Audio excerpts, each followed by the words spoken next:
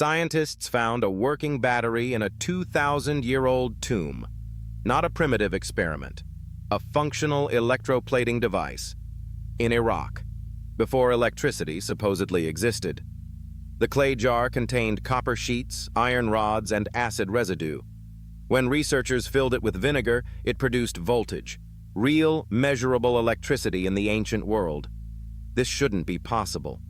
Every textbook says electricity begins with Benjamin Franklin in 1752. But someone in Baghdad knew the secret 1,700 years earlier. You're still watching because something doesn't add up here. And you're right. What you're about to discover rewrites the entire timeline of human technology. They've been calling this an accident for decades. A random combination of materials that just happened to work. But the evidence tells a different story.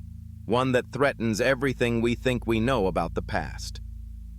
The year is 1936. German archaeologist Wilhelm König is cataloging artifacts at the Baghdad Museum.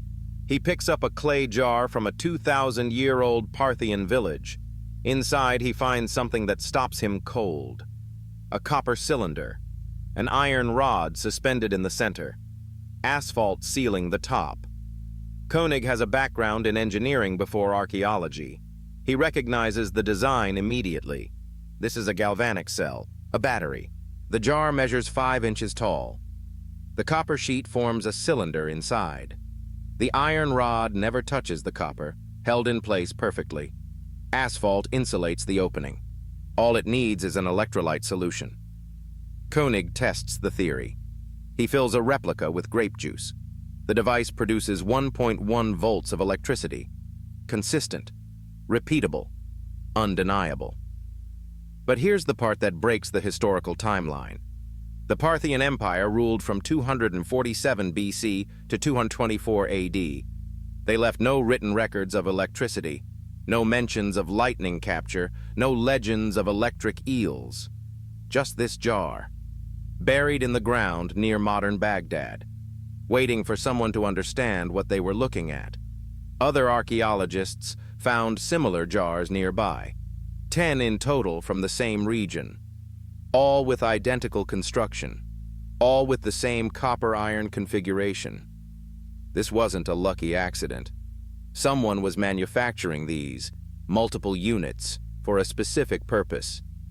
You learned that ancient people were primitive, unsophisticated, limited. They painted in caves and built with stone. Electricity required modern science, industrial infrastructure, theoretical understanding. Yet here we are, staring at proof that contradicts every assumption. So what were they actually doing with working batteries? But here's what they don't tell you in school textbooks. Archaeologists found electroplated objects in the same region. Gold-layered statues, silver-coated copper vessels, items that require electrical current to produce. You can't electroplate metal without electricity. The process demands sustained voltage flowing through an electrolyte solution, exactly what the Baghdad Battery provides. Modern jewelers replicated the ancient technique. They connected multiple Baghdad batteries in series, immersed silver objects in gold chloride solution, applied current from the ancient devices. Gold bonded to the silver in minutes. Perfect electroplating using 2,000-year-old technology. The method works. The ancients could have done this. The evidence says they did. The Parthian Empire traded with Rome, India, China, and Egypt. They controlled the Silk Road for centuries. Knowledge flowed through their territory constantly. But we find no batteries in Rome, none in China, none anywhere else on Earth from that time. Only in Baghdad, only in this specific region. Why did this technology remain isolated? Some researchers found copper objects with unusual corrosion patterns nearby. The kind of damage that comes from electrical current, not natural oxidation, not water damage, electrolytic corrosion. The metal shows signs of repeated electrical exposure. These weren't decorative pieces. They were tools, components, parts of a larger system we don't understand. The papyrus records from Alexandria mention divine fire in jars.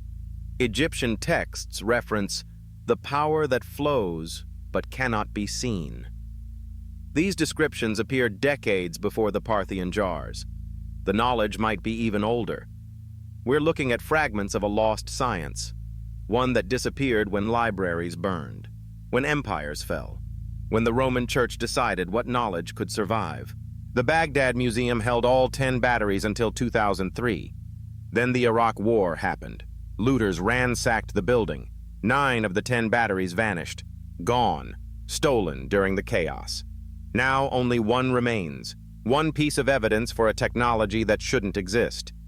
The timing seems almost convenient. Remove the proof before too many people ask questions. We live in a world where ancient megalithic structures confuse engineers, where old maps show Antarctica without ice, where batteries existed before Benjamin Franklin. The official timeline has more holes than answers. Each discovery forces us to push back human capability. We were advanced earlier,